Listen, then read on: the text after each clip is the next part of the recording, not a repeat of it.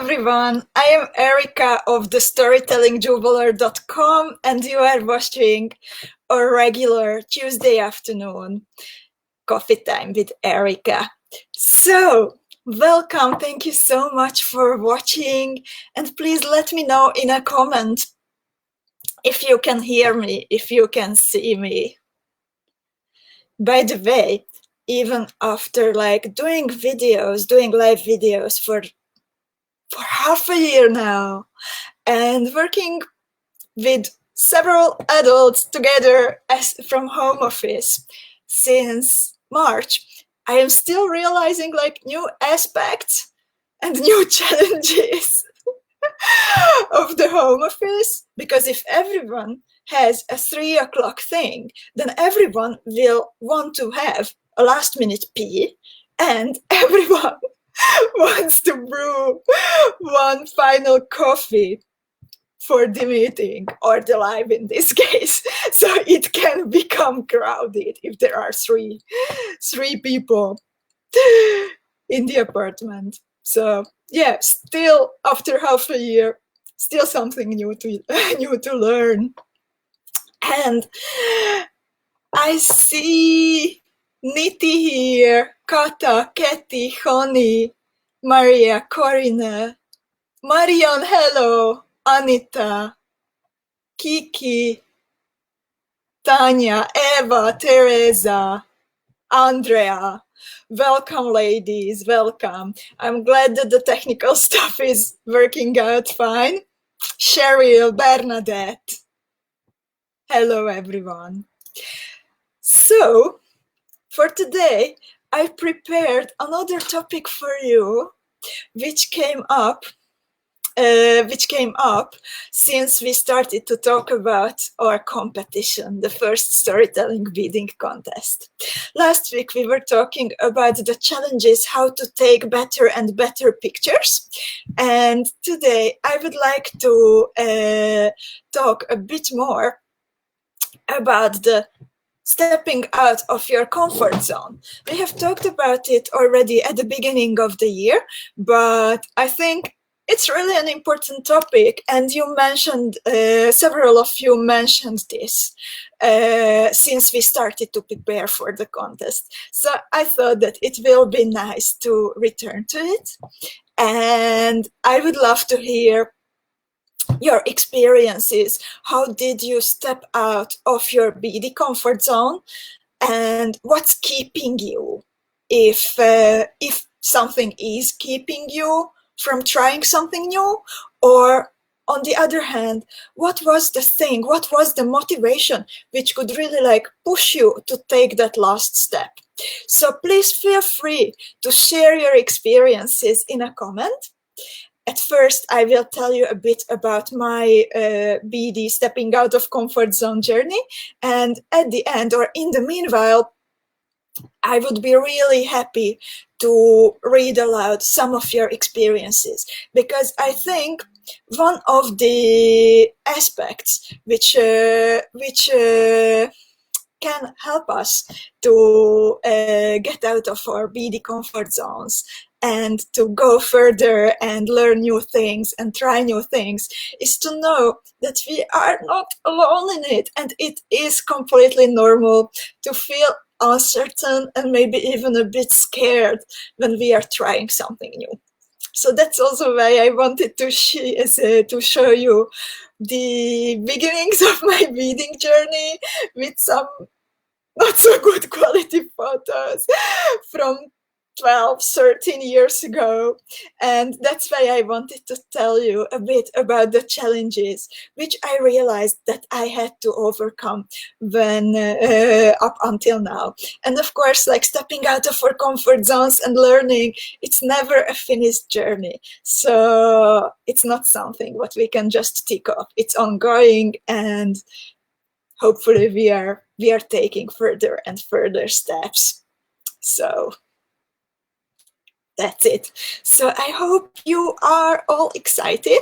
Before I tell you about my beady out of the comfort zone journey, I would like to mention again, of course, our storytelling beading contest, because it is really the hottest topic what we are talking about these days. So we still have about nearly 3 weeks to finish the entries. You have nearly 3 weeks to finish your entries for the storytelling beading contest.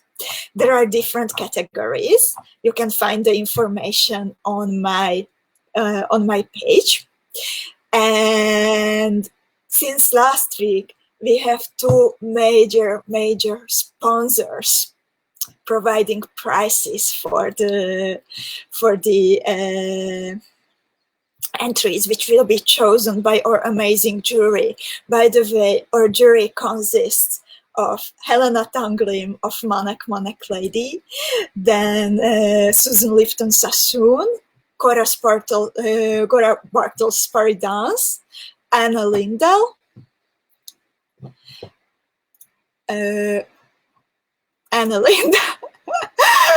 sorry, I'm having a brain freeze these days. And Katie Dean, of course. So we have an amazing lineup of jury, and our sponsors are Matubo Beads, the creator of ginkgo beads and gem duos and super duos, and they sent us a huge package full of amazing beads. And the second sponsor is Kambach Publishing, who is behind Bead and Button Show and Bead and Button magazine. And the best entries, they might be published on the either the social media page or the printed edition of Bead and Button. They are not sure about it yet, that there will be available space, but they will show your best pieces on one of their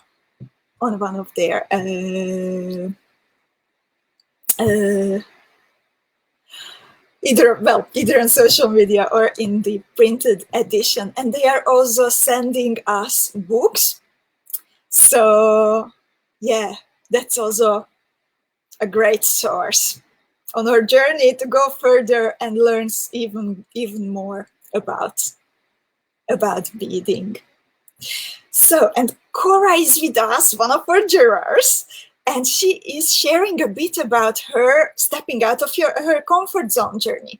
So she says, I bought a mystery kit. You had to use the products in this kit and make something for a contest. And I totally understand you, Cora. For me, that would be also very scary.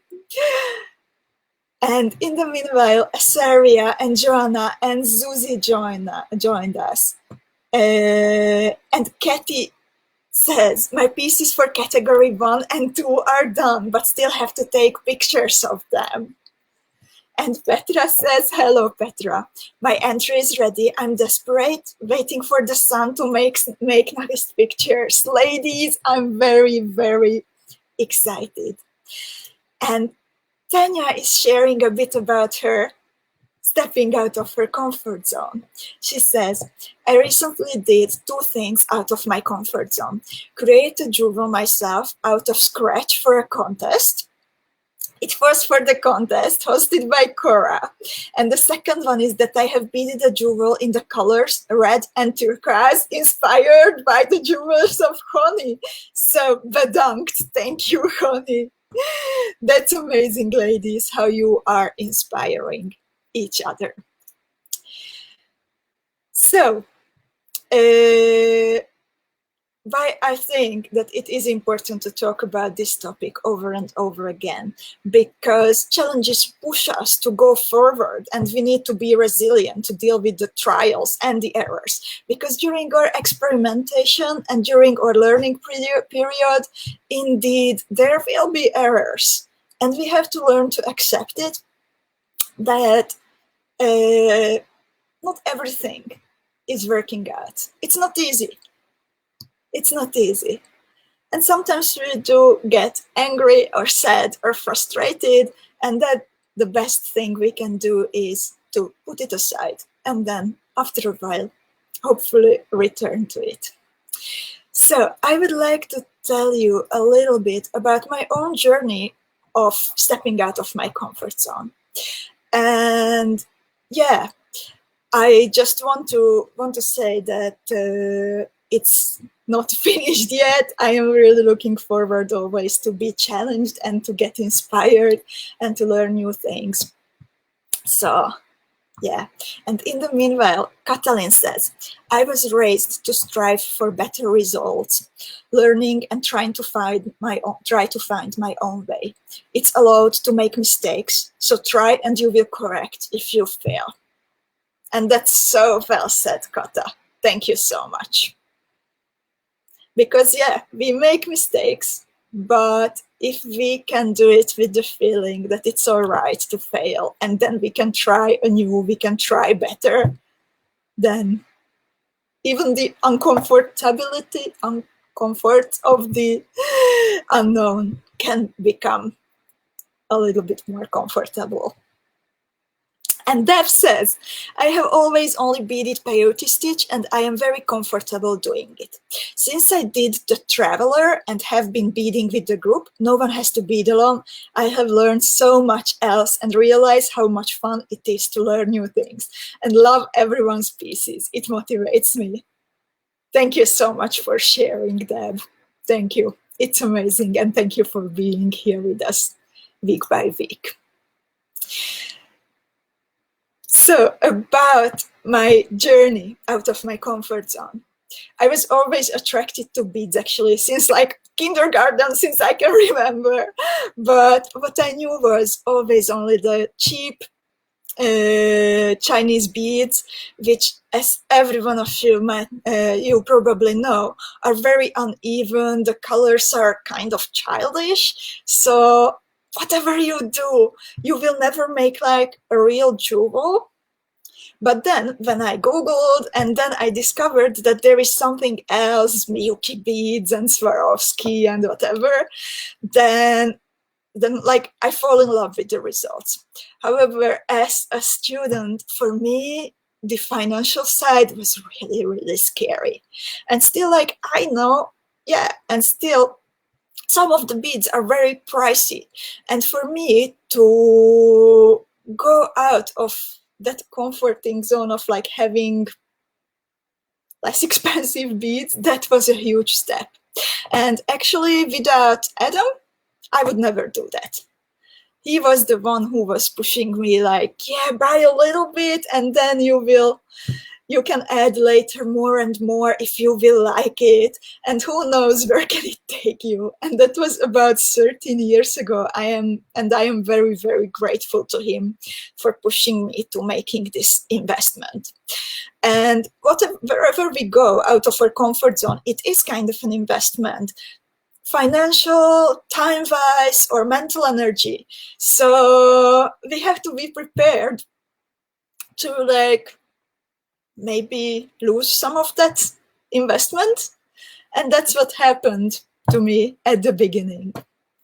And then, like strictly speaking about jewelry, there were another big step for me because yeah, now I will show you some of my old pictures from like 12, 13 years ago. And I think you will notice the difference immediately. So this is what was comfortable for me regarding colors when I started to bead. This is a necklace which I beaded for my first beading anniversary. I knew exactly the date when I bought those first Japanese seed beads and the first Swarovski stones. So my first anniversary was also a challenge for me if I can bead this necklace. It is designed by Lisa Kahn from her book Romantic Beadwork. And yeah, this is the color combination what I felt comfortable with. And then maybe something like this. So Niti says, looks like a color choice of mine.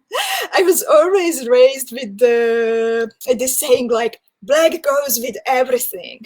So that's what I felt comfortable with. Either like totally black stuff, so I could wear it with anything, or then combining black and red, or black and blue, or black and green, but never, never, never more colors than that. And then a lot later, I started to make stuff like this, that there were two colors, two more colors other than the black. Hello, Sarah, by the way, and Corinne, and Sarah, and Sherry. So these were then some little experiments of getting out of my comfort zone. More colors than just black and blue and black and purple. And Angelica says in the meanwhile, comfort zone, when I made my own first pattern this month, which will also be a workshop at Swedish Bead Along. And that's a huge step, Angelica. And congratulations. So this is what was my second phase. And then it took me years until I was brave enough to leave out the black. But then I would stick only to two colors. Just never more than two. Or like one color in different shades. But I wouldn't even dream of putting together more colors than that. Then what was again a big investment for like a step out of my comfort zone for me, when I did something else than what was written down as a tutorial. Again, I remember that, like, yeah, besides the beads, right away, of course, I spent also money for on tutorials and books. And at one point, Adam asked me, like, but can't you make something on your own? And I told him, like, no way. That's so scary. I will never, ever, ever be able of doing that. And again, it took me actually years. And this pendant, it is based on a design of Marie Giraud. So the cabochon and the pearls, that's following her design. But then, for some reason, my brain clicked and I finished it in a different way with the bicons on the edge. I don't remember how was exactly the original tutorial, and the difference is actually not big when I confront the two. I remember that, but I was so proud, and that was that felt as such a huge step for me. Then I was later like getting more comfortable with colors, getting more comfortable with like making up something, but I was always sticking to bead weaving. And I saw some stuff made by this, like, for me, very not known technique called bead embroidery. And I couldn't even buy the proper material what I was supposed to use according to the books. I couldn't buy ultra suede or laces, but I was experimenting indeed, and this was my first piece of bead embroidery, and I know that I was working on it for an unbelievable long time. It was small, it was tiny. However, it took me so long to figure it all out, the proportions. The colors, I was pretty sure about the colors at that point, but the proportions and the bead shapes, it was huge. It was huge for me. And then later, step by step, I went through phases like this. It's a bigger piece of embroidery, until I realized that that is indeed the technique which is like speaking to me.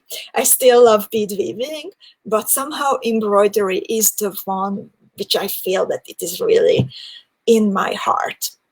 And from like that was maybe what I was talking about up until now, like the first 5-6 years of my beading journey. And I would like to mention some of the steps which I took more recently, and all of them were actually motivated by participating in a contest, the Battle of the Beadsmiths in this case. So when I participated in the contest for the first time, that was when I did my first big piece, let's say big piece of embroidery. And it was a piece of clothing, this vest what Susie is making, inspired by Sri Lanka. And I have never, ever, ever dared to make something as big than this vest. But somehow I was just going for it. And what helped me actually, that I really planned well ahead. But sometimes I just don't know in advance what will be happening. But in this case, I was making a lot of drawings. And as we had also like limited time for the contest, then I mapped it out for myself that on the first week, for example, I have to bezel 150 rivolis, true story. Then on the second week, I had to like stitch all the rivolis and all the cup chain to the vest itself. Then on the third week, I had to make the back, and on the fourth week, that was like sewing together the vest and taking pictures. But it really helped me to stay focused and to like making me feel more secure, that I kind of knew the steps what I was going to take. And also I had the comfort of friends around me, so I could ask my more experienced fellow designers if I had a problem.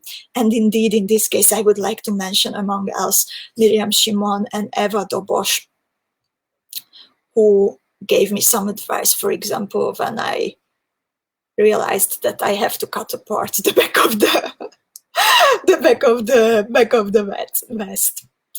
Then another piece, which was a big step for me. I have shown you earlier the Borneo necklace, which was the first asymmetrical piece which I started to do. But actually, in the meanwhile, I did, during the preparations for that contest, I made another asymmetrical piece. So this was started later than Borneo, but finished earlier than Borneo.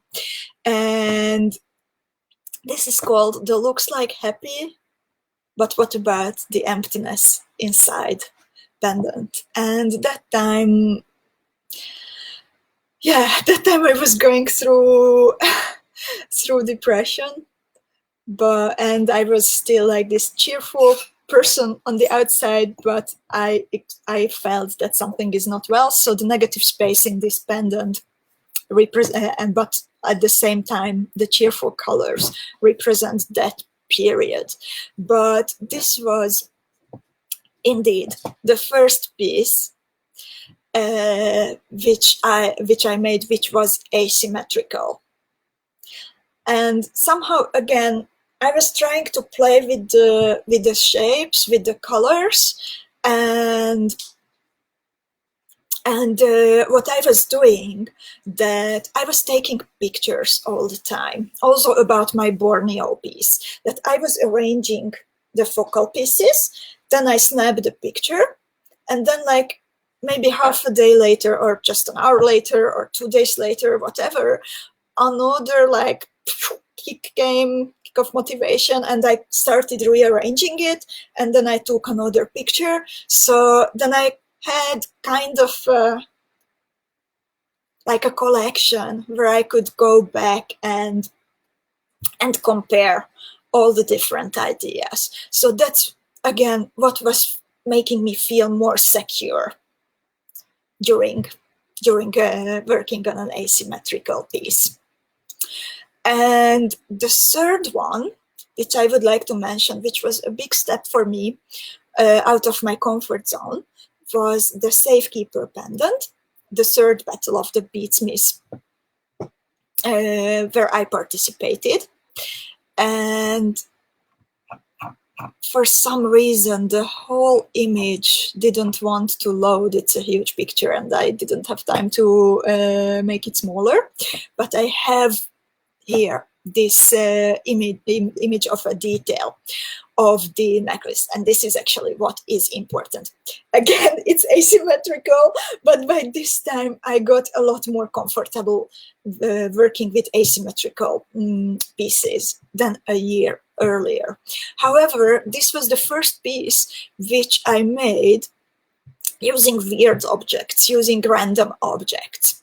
So if you look at this detail, then you see there is a spoon, there is a piece of driftwood, and all kinds of like a button, a cabochon, or like a donut-shaped stone which is empty in the middle. So up until that moment, I was always like going for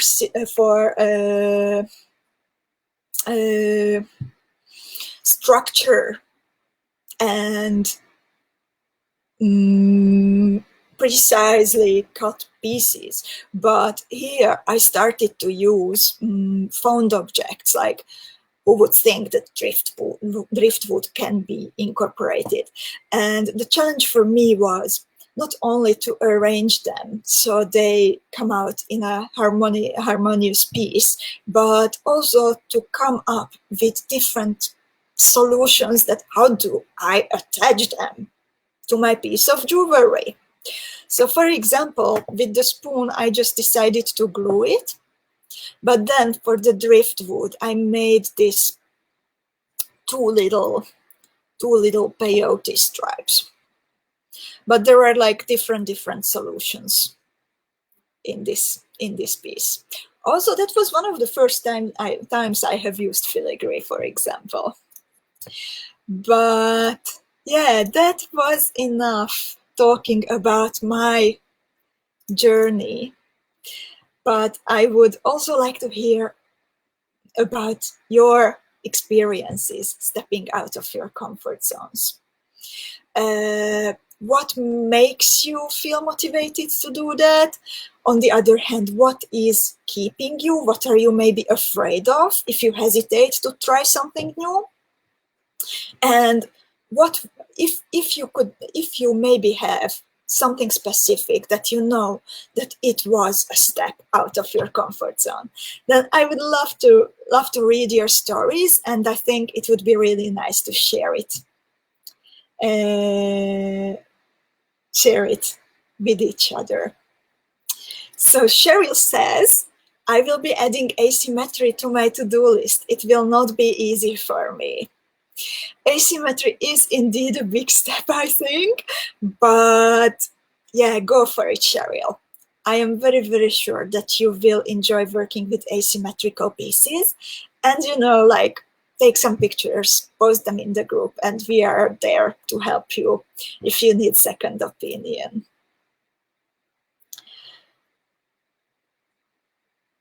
And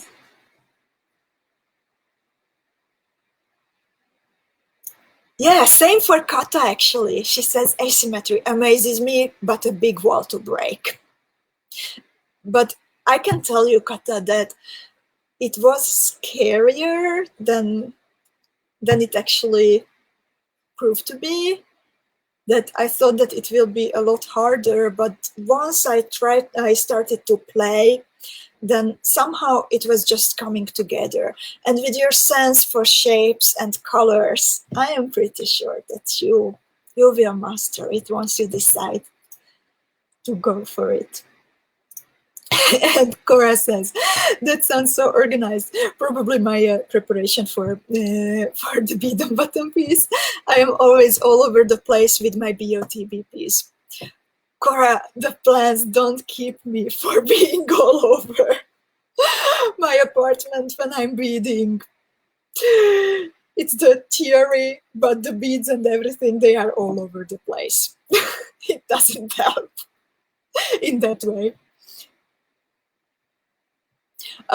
Yeah, Cora will be another beader who tries asymmetry in the near future. Miriam, hello Miriam. She says, "Beaded your wonderful earrings from BNB magazine." Thank you so much, dear. Petra, she says, "You are an amazing woman. I love your work. I hope someday to participate in a workshop with you. Love, Petra." I hope that we can meet indeed one day, Petra. For now, everything has to stay online, but I really hope, thank you so much for your kind words and for being here, and I really hope that we can meet in the near future. Janice is with us also. Hello, Janice. Miriam says, "Sometimes it is a step out of my comfort zone to bead weird colors. Weird for me is monochrome or beige or brown." Yeah, colors can also be like challenging. It's monochrome. I share that feeling with you, that monochrome would be indeed a challenge for me. And Kerstin, she says, "The hard thing with asymmetry is balance. Go for it, ladies." Exactly. Joanna, dear, she says, "Love this group so much. It gives me inspiration and confidence that I can get better with my beading journey. I still have very much to learn and just need some more experience making pieces." Thank you so much, Joanna. And anytime you need advice or an opinion, we are there for you. Just remember. And Maria says, "I think I have a lot. I am wire wrapping, embroidery, lots of techniques." And it would also be interesting to see the combination of all of this, wire wrapping and embroidery, for example. Hello, Mariella, Anita. Anita says, "Ik probeer een sieraad met shibori silk te maken." That means that Anita is trying to make a jewel with shibori silk. And that's actually something I have never tried before. And by the way, Anita, we have Susie in the group. So if you would like to incorporate shibori silk into your embroidery, then I'm pretty sure that Susie will be happy to help you out with advice and sharing her experience, because she made amazing pieces with shibori silk. So just ask questions and share in the group. And we have Susie to help us with this. Lutka is here. Hello, Lutka. She says, "Greetings, ladies and Erika. I just came home from work. I'm making coffee fast and I'm already watching and looking forward to you." Hello, Lutka. Sue says, "Have to try bead embroidery again." I can only encourage you, Sue. If you haven't done it yet, then I have some videos up on the website and on YouTube. I have started a YouTube channel with bead embroidery, and it is indeed my favorite technique. So in case you have a question, then just ask in the group and we are there to help you. Cora says, "My first Battle of the Beadsmith piece was asymmetrical, and I think that was the last." Okay, it seems not everyone shares my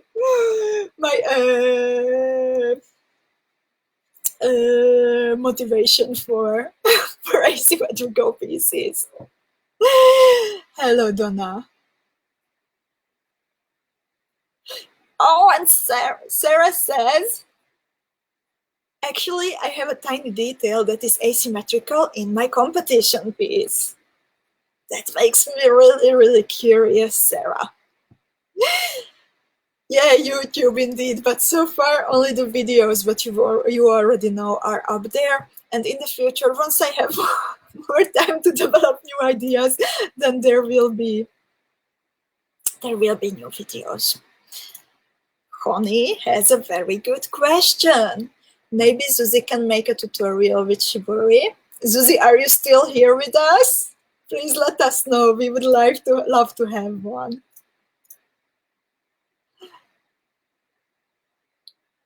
So, thank you so much, ladies, for sharing your experiences.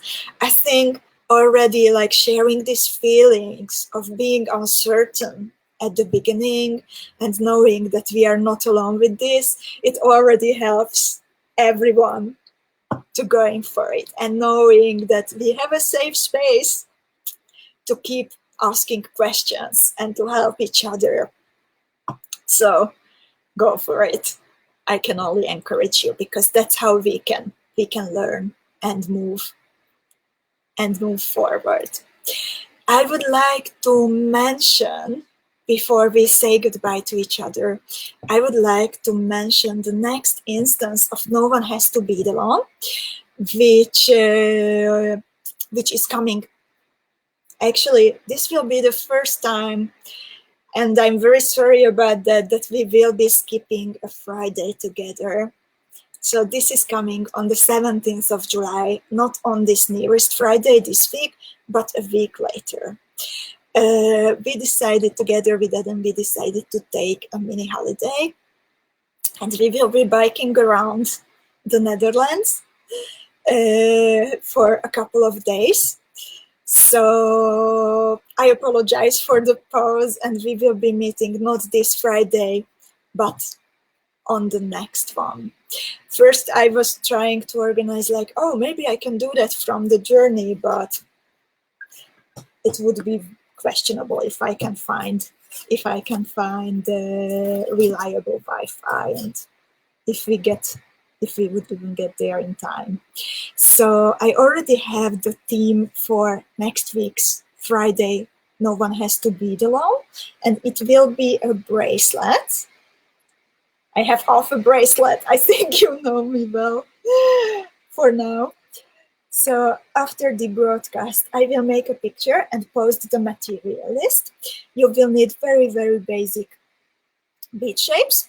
You will need 3mm fire polished beads, 4mm round burrs, number 15 and number 11 seed beads, and some number 11 delica beads.